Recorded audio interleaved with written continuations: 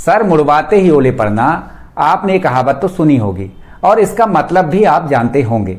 और गहराई से मतलब समझना हो तो मध्य प्रदेश के मुख्यमंत्री मोहन यादव को देखिए। अपने कर्तव्यों का श्रद्धा पूर्वक और शुद्ध अंतकरण से निर्वहन करूंगा तथा मैं फोकट में अनाज मिले उसको क्या बोलते? राशन ही बोलते। कौन कौन क्या मिलता राशन? जरा हाथ खड़े करो। 6 महीने पहले प्रदेश के मुख्यमंत्री बने मोहन यादव पर सर मुड़वाते ही ओलों की बरसात हो गई। बीजेपी हाईकमान ने उन्हें यादवों का वोट साधने के लिए मुख्यमंत्री की गद्दी पर बैठाया था, लेकिन सीएम मोहन यादव लोकसभा चुनाव में नाकाम रहे। अख्तर यादव उतने प्रभावशाली नहीं साबित हुए जितने शिवराज सिंह चौहान थे। पूरी दुनिया भारत की जय बोल रही है।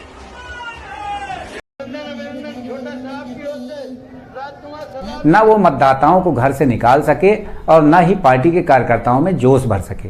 नतीजा ये हुआ कि वोट प्रतिशत में कमी आ गई, जिससे प्रदेश में बीजेपी संगठन की सांसें अटकी हुई हैं। गृह मंत्री अमित शाह चुनाव के दूसरे चरण के बाद ही चेतावनी दे चुके हैं कि जिन राज्यों में वोट प्रतिशत गिरा है वहां यदि सीटें कम हुई तो छटनी की जाएगी। तो डॉक्टर मोहन यादव सहित उनकी कैबिनेट के कई मंत्री सक पकाए हुए हैं। मजेदार बात यह है कि बीजेपी ने प्रदेश के इन नकारा नेताओं को यूपी में स्टार प्रचारक बनाकर भेजा था, वो भी रायबरेली सीट पर जहां से राहुल गांधी चुनाव लड़ रहे हैं।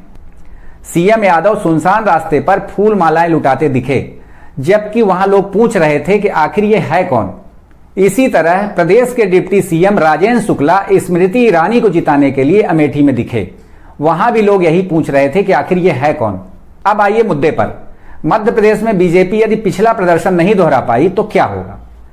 मतलब 29 में से 28 सीटें नहीं आई तो क्या मोहन यादव मुख्यमंत्री बने रह पाएंगे? क्या निष्क्रिय हो चुके 2-2 डिप्टी सीएम को झेल पाएगी बीजेपी?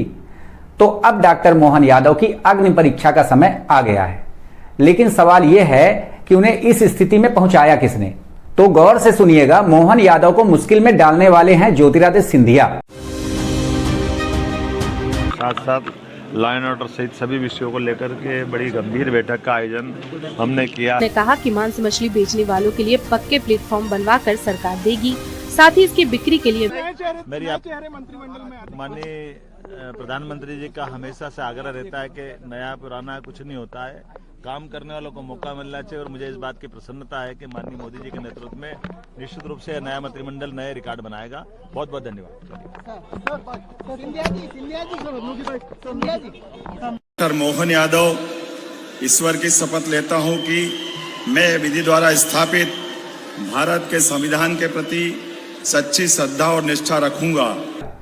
जैसे ही सीएम बदलने की बात आई तो सिंधिया बीच में ही कूद पड़े और अमित शाह को बताया कि मोहन यादव को सीएम बनाने से यूपी और बिहार के यादव वोटर बीजेपी की तरफ लामबंद होंगे। जबकि असल बात यह थी कि सिंधिया मोहन यादव को सीएम बनाकर गुना के यादवों को साधना चाह रहे थे, जहां से वो स्वयं चुनाव लड़ रहे हैं। गुना में सिंधिया को इसका कितना फायदा होगा ये तो 4 जून को पता चलेगा, लेकिन यह सच है कि सिंधिया ने मोहन यादव को बुरी तरह फंसा दिया है। यह भी देखना दिलचस्प होगा कि सर मुड़ाकर निकले मोहन यादव सियासी ओलों से कैसे बचेंगे। इस मामले पर आपकी क्या राय है, कमेंट बॉक्स में जरूर बताएं। चैनल को अब तक सब्सक्राइब नहीं किया है तो चैनल को सब्सक्राइब जरूर करें। नमस्कार। साथ साथ लॉ एंड ऑर्डर सहित सभी विषयों को लेकर के बड़ी गंभीर बैठक का आयोजन हमने किया। ने कहा कि मांस मछली बेचने वालों के लिए पक्के प्लेटफॉर्म बनवाकर सरकार देगी, साथ ही इसकी बिक्री के लिए मेरी माननीय प्रधानमंत्री जी का हमेशा से आग्रह रहता है कि नया पुराना कुछ नहीं होता है, काम करने वालों को मौका मिलना चाहिए। और मुझे इस बात की प्रसन्नता है कि माननीय मोदी जी के नेतृत्व में निश्चित रूप से नया मंत्रिमंडल नए रिकॉर्ड बनाएगा। बहुत बहुत धन्यवाद। डॉक्टर मोहन यादव ईश्वर की शपथ लेता हूं कि मैं विधि द्वारा स्थापित भारत के संविधान के प्रति सच्ची श्रद्धा और निष्ठा रखूंगा। मैं भारत की प्रभुता और अखंडता अक्षुण्ण रखूंगा। मैं मध्य प्रदेश के राज्य के मुख्यमंत्री के रूप में अपने कर्तव्यों का श्रद्धा पूर्वक और शुद्ध अंतकरण से निर्वहन करूंगा तथा मैं फोकट में अनाज मिले उसको क्या बोलते? राशन नहीं बोलते। कौन कौन क्या मिलता राशन, जरा हाथ खड़े करो।